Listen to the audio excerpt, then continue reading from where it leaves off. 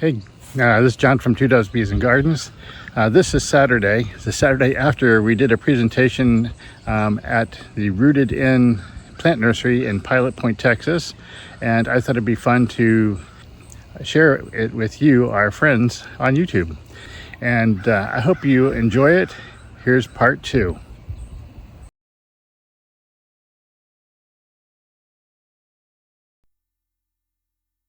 How many people have heard of Manuka honey? Yes, Why?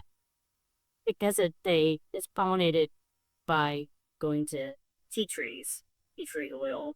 It's supposed to be really good, medicinal health benefits. Dr. Ozkirk, University of Texas, San Antonio, is doing a study on Texas honey, straight Texas honey, and we would be amazed at the results he's getting. So if we are interested in finding about his research, we read it all online, antibacterial, there's so many different things. And I'm going to show you here. I had my honey tested, and we can see for antibacterial activity, ours was 19, Manuka 17.8 on the average of 10 samples. Antioxidant 75, Manuka 65. It's just amazing the health benefits that you get raising in your own backyard to take care of a lot of the things that it might ail you. So, really interesting research. When should you start your beekeeping journey?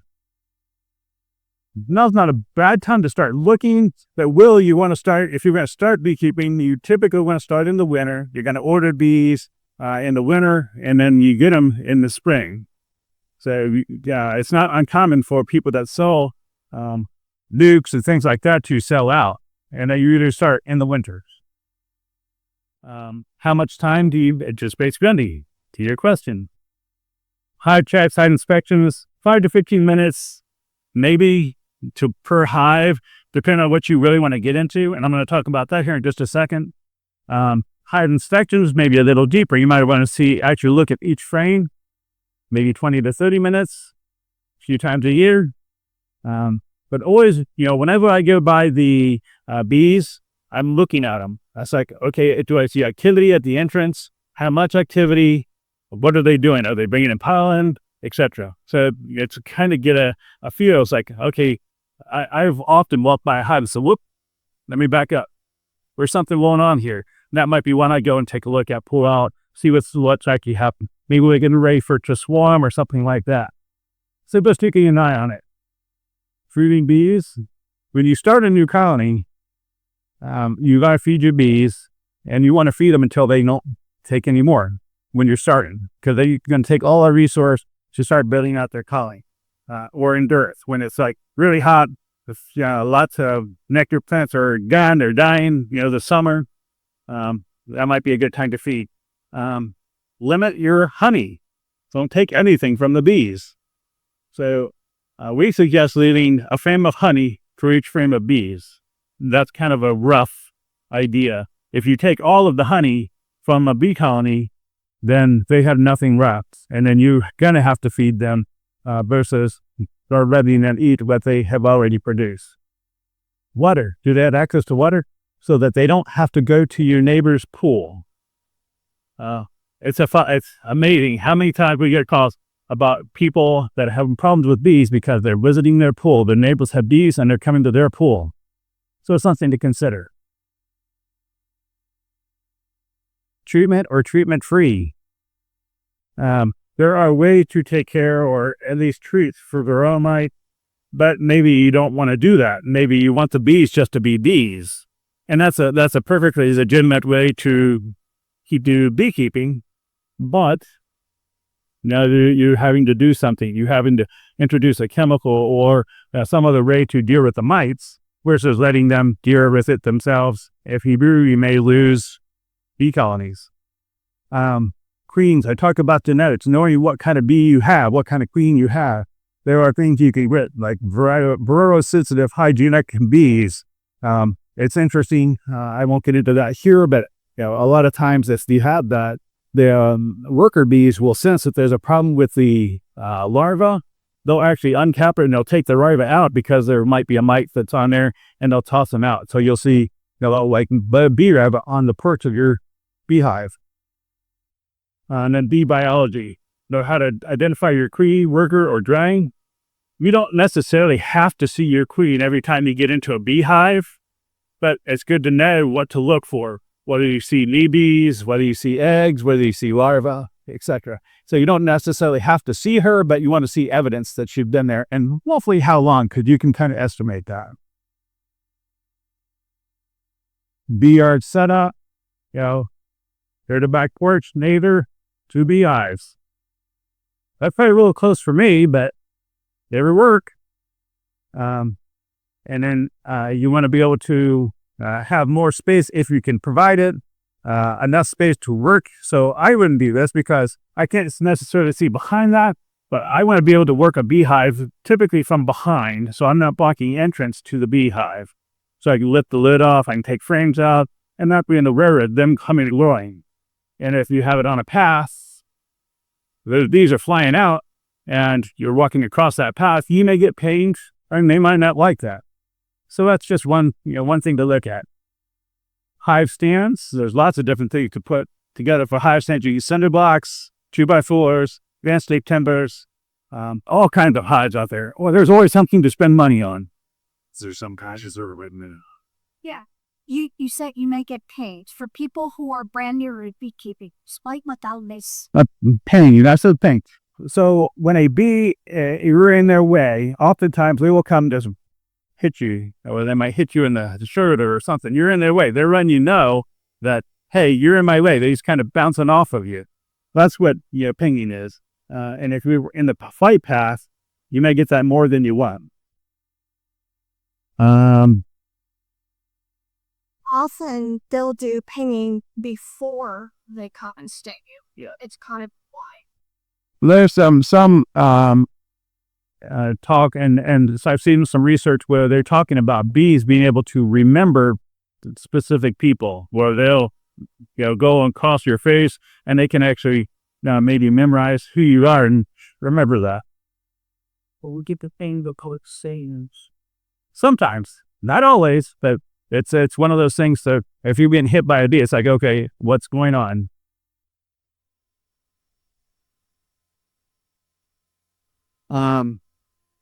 Beekeeping versus beehive. I had a neighbor who had beehives, and I don't think we ever got into them. And we know actually another person that actually abandoned hives. I knew who he was. The hives were sitting there for years and years, never got into them, never managed them.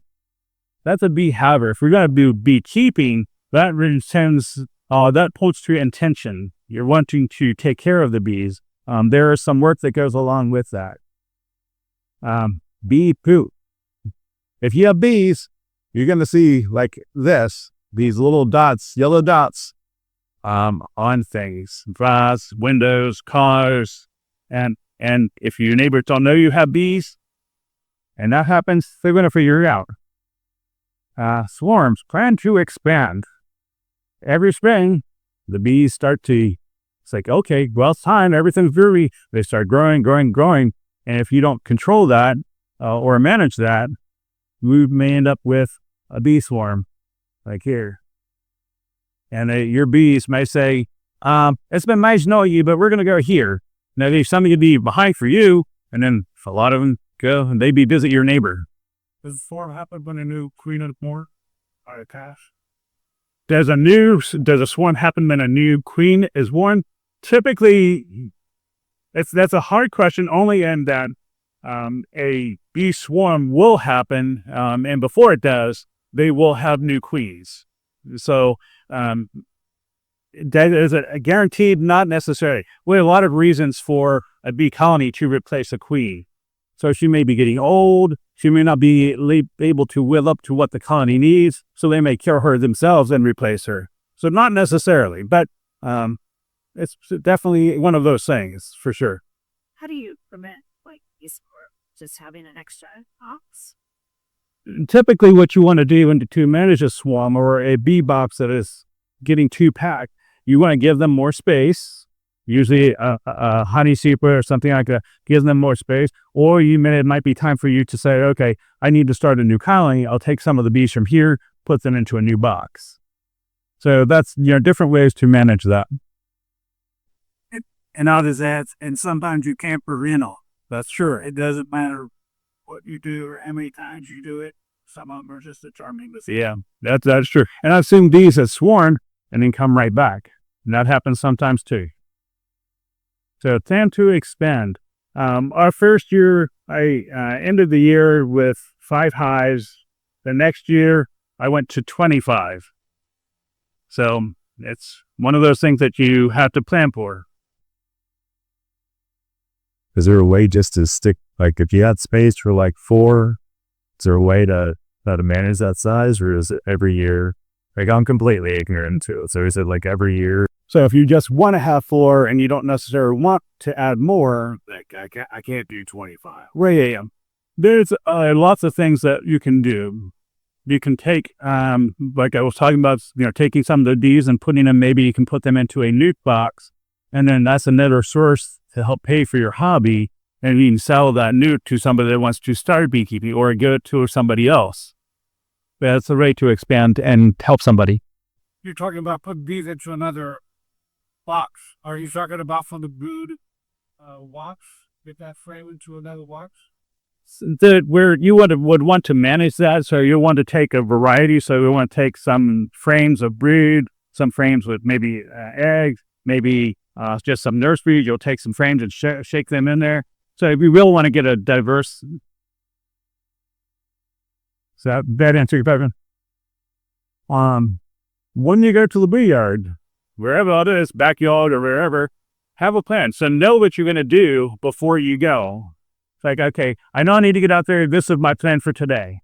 So have an idea. Have what you need. So if I'm going to, split these things, I need to have extra boxes, or maybe I need to roll them up. So I need new equipment. So have what you need. You need to free them. What if? So always have something with you, or have it ready at hand, just in case something's going on that you're not planning to, didn't plan for that.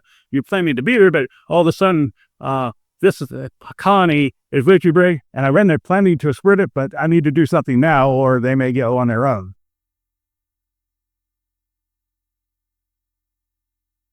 I always light a smoker. Whether I'm going to, no matter what I'm going to do, if the bees could be very cheering, may not need the smoker at all, or all of a sudden I might be getting swarmed by hundreds of bees. It's like, it's always better to be prepared. Different ways to fuel to use. There's smoker pellets, dried grass, lure up, chow patties. I have a friend with cows. They bring real low on a bee smoker. Personal protective equipment, we talked about that. I usually use a ventilated jacket and gloves. And if I get into a situation where that's not enough, I have a bee suit, complete suit, ready to go. Definitely have a cart or a wagon. These things are not light. Now, a medium box can weigh up to 35, 40 pounds. A 4 deep can be a lot more. And when they're full of honey or full of bees, they got some weight come. So I don't want to carry that out of the road. I always have a cart. You don't have to be a beekeeper to keep bees or help bees. Create a bee-friendly yard. Help the pollinators. You could be putting in plants that help the bees. You can be a water source. What I did is I have a large flower pot, and it doesn't have any holes, and it sits right at the base of our rain gutter. So that fills over from the rain gutter, fills right into that, and it's got a little solar fountain. And I cut into cool noodles too. So on top, it's just a bee water. Bees and other pollinators can come randomly and get water. So water source, shelter, especially for, if you want to do more native bees, something that can produce, can protect them in the different environments, especially in winter. And then limit or eliminate the use of insecticides. That's just another way you can help the bees or native pollinators. the more of those you have correct, the more bees and pollinators you're going to see.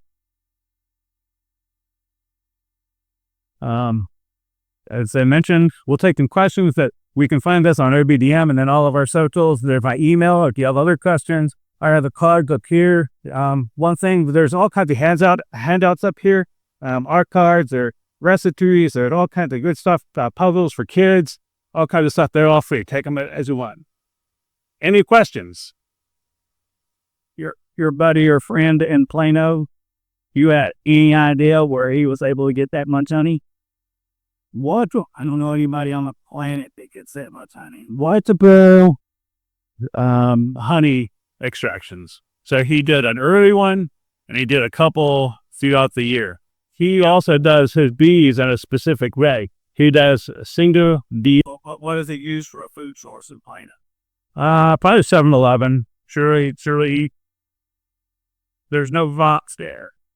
It's all well. We'll be surprised. In town, you got all these people that have landscaping and flowers and trees and all that stuff. Yeah. So yeah, it's incredible. I've never seen that much myself. That's a well. It's a lot. It's a lot. I'll only bring that up, but I don't think anybody in here should expect to get 1,400 pounds. No. Put your over the next decade. No, otherwise. I typically in a harvest from a beehive or two, you can probably get about 100, 150 is, if you're just kind of at the hobby, not really seriously in there, managing the hive every day. So around 100, 150, a couple 100 pounds, it might be, reasonable. Or, no, fair with a couple of hives. Yeah. Typically in a medium box, you're going to get somewhere between 10 and 20 pounds, roughly speaking. The boxes are heavy, and you won't get anything from all the honey from those, but that's kind of about what they have in them. I know these have white sugar, but are they able to digest or use corn syrup? I had never used that, but certainly that's an option, and a lot of beekeepers do that, especially if they have lots of colonies. They'll mix all that up, and then they'll have a wagon. They just go through and they feed all of their bees, just dragging that thing through there with corn syrup. Yeah. You were talking about stands, and this may be a silly question, but I'll revert back to my appearance. Is there a certain height, or is it just on my back? Oh, because the weight you're talking about, I can move that, but wagon's great suggests. But so height for a bee stand, I typically recommend somewhere about 11 to 14 inches, probably on the higher side, maybe 14 inches, only because where I live, we have skunks, raccoons, and they're always out there at night. And it's one of those things, skunks love bees. They'll come and scratch at the hive, make the bees come out, and they'll just sit there and munch away. So I try to keep them up off the ground. If they're elevated and a skunk gets up there and starts scratching, their underbelly is accessible to the bees. any other? Well, thank you for paying attention. We're around. We're going to be here for a while. You can always email me, and we'll look forward to spend some time with you. So that was a great day, and we had a lot of fun up there at Rooted In. We will be up there doing another presentation next month on figs. We hope you enjoyed and maybe got to learn something about bees and beekeeping. We have other videos on our channel that talk about bees and beekeeping and other aspects of the garden, and we hope you'll check those out. Here's just an example. I'll put a link to one to here, and we'll catch you again soon. Thanks. Talk to you later.